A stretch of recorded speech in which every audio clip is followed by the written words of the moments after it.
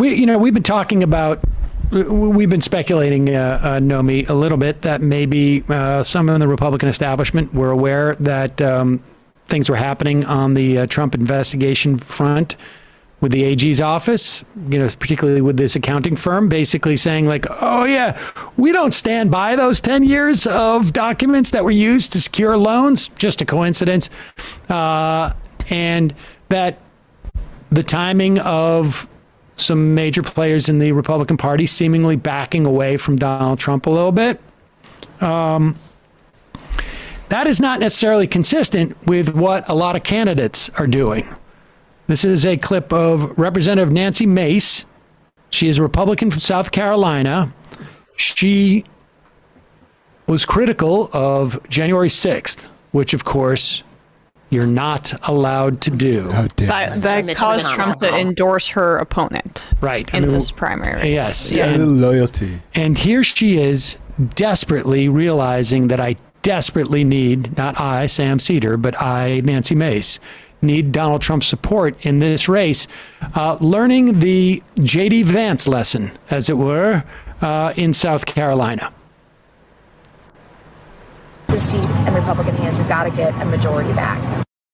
Republican Congresswoman Nancy Mace there outside Trump Tower defending her record and support for the Trump agenda after the former president endorsed Mace's primary opponent, Katie Arrington, saying this, quote, Katie Arrington is running against an absolutely terrible candidate, Congresswoman Nancy Mace, whose remarks and attitude have been devastating for her community and not at all representative of the Republican Party, to which she has been very disloyal. Very disloyal. Here to discuss South Carolina Congresswoman Nancy Mace. Congresswoman, thank you very much for joining us. Did you have a chance to speak with the former president about this prior to his announcement, and what are your thoughts? Well, I actually happened to be in New York, about a block away from Trump Tower, when the announcement came out, and we knew it was coming. We heard it was coming through the pipeline, and I wanted folks to know I was actually up in New York doing some interviews and meeting with some groups about the States Reform Act, which is the only Republican cannabis bill that's been endorsed by conservative groups like Americans for Prosperity, and also giant companies like Amazon and companies large and small across this space, across the country. So I was really excited to be talking about legislation that's got real legs when this news came through. And I was about a block away from Trump Tower, and I decided to march on down there and just remind people of how loyal I am to an agenda. I was there with him in 2016, helped get him elected. I worked in 7 states across the country. The things that he believed in, from foreign policy to low taxes to great employment opportunities for everybody, regardless of your skin color, those are all things the vast majority, if not all, Republicans support and believe in, including myself. But I never back down from a fight. I'm very bold. I'm very strong. I'm vocal. And I represent a swing district. This is not bright red South Carolina. This is a coastal state where it's very deeply purple. And I was the only Republican woman who was able to defeat Nancy Pelosi's foot soldier, Joe Cunningham. And I did it in the 2020 election. And Nancy Pelosi would love nothing more than to take the seat back in another low turnout midterm election. And it can happen if we don't elect Republicans that not only can raise the money that they need to win, but that support our agenda, but they've got to be able to win if we want a majority. So that's Mark Sanford's old seat, South Carolina one. I don't think so. Sorry, Nancy. Nomi, do you what? I don't expect you to know the dynamics necessarily in that South Carolina congressional seat, but this is going to start to play out more and more, right? I mean, this dynamic where Trump is trying to reestablish his hold over the Republican Party. And so he's going to go in and try and punish as many of the people who speak out against him. I mean, he has to, it seems to me. And this is the only time for him to actually exert, to prove that he can do it. And I also think it's a little bit of a distraction. So hear me out on this. If Democrats, clearly, and this is playing out publicly now, Jamie Harrison has been asking for support from the president in terms of the DNC. He's not allowed. He's being his hands are being held as chair to invest in local parties. So it seems like the Democratic Party is doing pretty much nothing. Why is he not allowed to? Because the White House brought in their staff, their folks, and they're just not, they're like, it's now been written about. But Jamie Harrison is a former state chair, and in South Carolina of all states. And so this is a major frustration in that state chairs and elected DNC members, this is super important. So the majority of DNC members, but elected DNC members have been extremely angry over the lack of funds being put into recruiting, building pipelines, training, basically state parties. So now you've got Proud Boys running across the country. Now you've got from local, students from city council to school boards. And so Trump, he wants to make that faction his people. But if Democrats were smart and they're doing nothing, so say they're doing nothing, all they could do is literally tie every single Republican in this country who runs on the Republican line to the terrorists on January 6th. Forget about Trump. Let him do that. Talk about the terrorists, because there are plenty of people who voted for Trump for a lot of reasons, but do not endorse the terrorist attacks. But the Republican Party has obviously endorsed it, with exception, a few exceptions here and there. So literally, every single Democratic ad should basically have teachers and workers and, people fighting back against, the CEOs who are making record profits and, facing off with pipsqueaks and twerps who stormed the Capitol. And these are the choices here. Who do you want to support? That's it. I want to talk a little bit more about this. I mean, I think Trump is helping that narrative, right, that you're talking about by because he's going to force them to become, he's going to force them to be more explicit in their support for those people on January 6th. And he doesn't care if they lose in the general. He just wants to weed out all the people. He wants to be kingmaker. And if they're disloyal to him, and if Nancy Mace loses to her Democratic challenger in the fall, he doesn't care. Right. Now, but Joe Biden may care. And Joe Biden may care in a way that maybe we don't necessarily appreciate. In other words, I don't know what the logic is in saying we shouldn't build, state Democratic parties, shouldn't build, have a 50-state strategy. Well, I do know the logic. I mean, his deputy chief of staff was the head of the Unity Reform Commission, perfectly lovely person, but major consultant in the Democratic Party.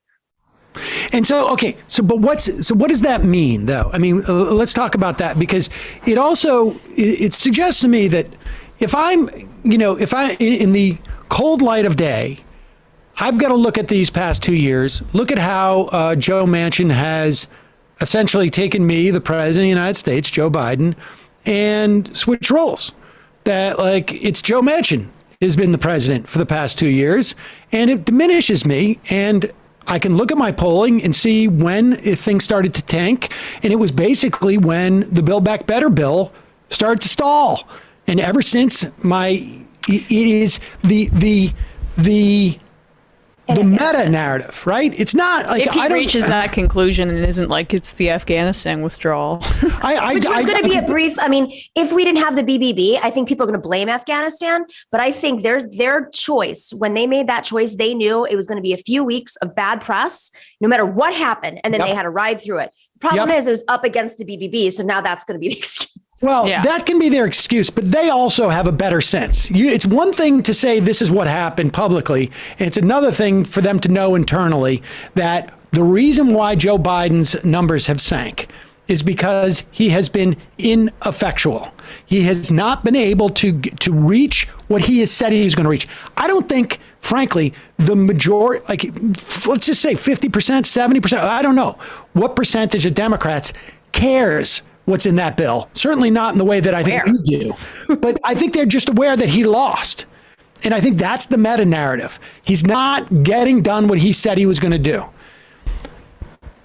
If I am aware of that in the White House, and I'm thinking, do I want to have a bare majority, because that's the only thing we could possibly maintain in the House and in the Senate. That's the best we could do, is just like what we have now, more or less. Do I want that? Or do I not care about the House?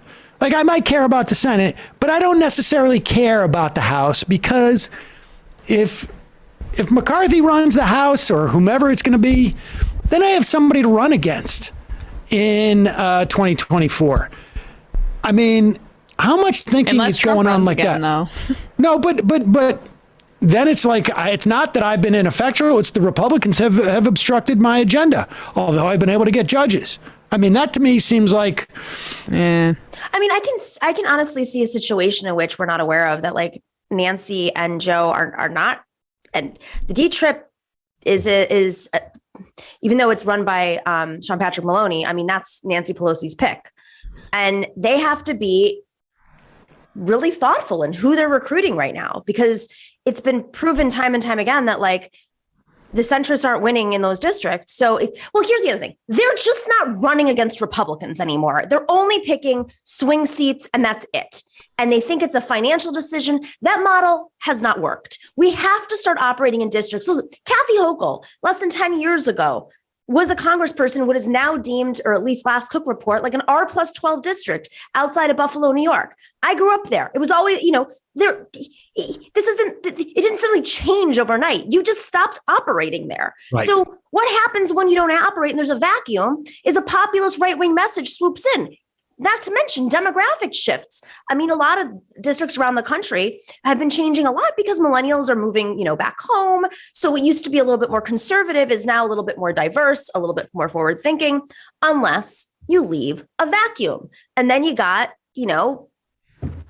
But I'm specifically talking about, why is the White House tying the hands of the DNC chair, who's not exactly, it's not like Jamie Harrison is like some type of like, no, he's not.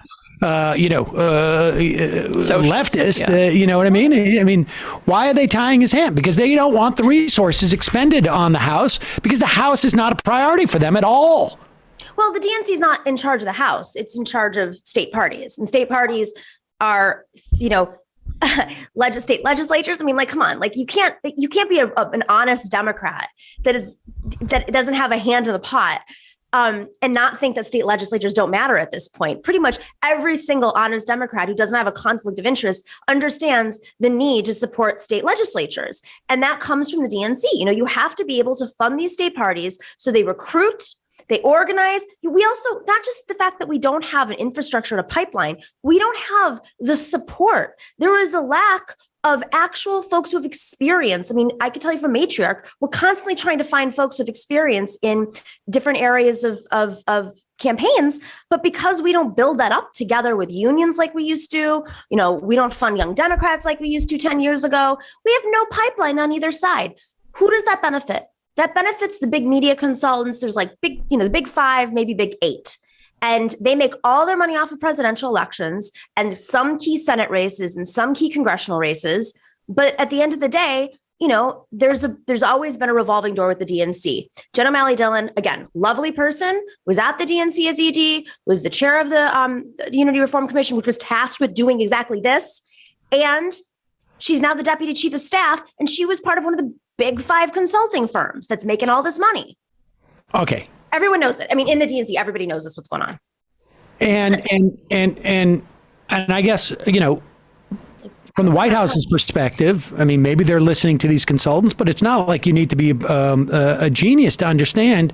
I mean, they all were there when Obama lost 1,000 of these seats, and you're not going to win congressional seats that are even remotely close. You're not going to build unless you have an infrastructure that exists. I mean, this is, I think that people don't understand is that, if you got state Senate candidates who are bringing people out to the polls, when they go, they don't just go like, I'm just voting for my state senator. It's like, I'm voting for the congressional candidate here too. And I guess my point is just that there are, and I imagine there are a lot of different forces working, but the two major forces are, A, you have consultants who it's in their vested interest not to have competition from local homegrown politicos. That's right. And B, you have a White House that has a not a very strong incentive, maybe even a disincentive, to actually win the House in 2022. Because that's where, I mean, as much as the House frustrates a lot of us, and there's a lot of bad Democrats in the House, generally speaking, it does pull more to the left. You look back historically, even I'm not even talking from an ideological perspective. It's like the House, they've had the House. No, but he can't. And it's not as easy to control because the country is becoming more progressive. I understand. Breaking that down. What I'm talking about is for the electoral fortunes of Biden. And the electoral fortunes of Biden, there is one top line story that has happened in the first half of his, and that is they have not been able to pass the legislation they want, and there is no Republicans to blame. I mean, of course, all the Republicans voted against it, but that's not the narrative. You have 30% in this latest poll that said that Democrats are frustrated with Democrats. 40% said they're frustrated with Republicans. Well, yes, it's all understood. We all know that Republicans are not going to vote for it. But if Joe Biden didn't have the House, that narrative, that 30% would be much smaller because they would say it's the Republicans who are thwarting it. And I'm saying from the perspective of the White House, there is value in having a deadlocked legislature. I mean, Congress. But you want to keep the Senate because you can still do your judges and you can still get your confirmations. But at this point, what's the value to Joe Biden to keep the House? None. Because it's only going to mean legislation that's going to get bottled up by people in the Senate that he can't control. And it just makes him look ineffectual. I think that's ultimately it at the end of the day. Is it's like, it reminds me of the Cuomo era, right?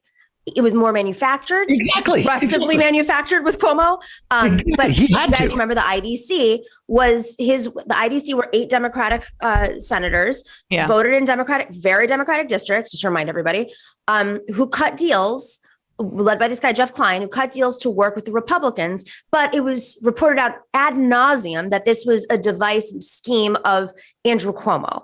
And it was essentially to make sure that nothing passed through the Senate so that there was a divide. Obviously, they were defeated. Andrew Cuomo was defeated because of that. He set the groundwork for it. But it was his way of being like, I don't have to veto progressive legislation or just like basic Democratic legislation, like codifying Roe v. Wade. I mean, some of the stuff wasn't even controversial. Right. And Biden knows he's not going to have to sign legislation that is too progressive because there's the Senate's always going to prevent that. But what he is concerned with is like, I don't want to get the blame for the lack of legislation. And if the Republicans control the House, then I don't have to. And here's what Democrats can do now. If you're running for office anywhere in this country, or if you're a member of a union, the one thing that's going to be very hard for Joe Biden is the PRO Act. It is embarrassing, given what has happened in the last 2 years, that he has completely sort of like ignored the PRO Act. It's basically dead. It could come back, of course. So if you are running, that is something you can't run away from. It's something that Joe Manchin can't run away from. Kirsten Sinema can, but she can't do it alone.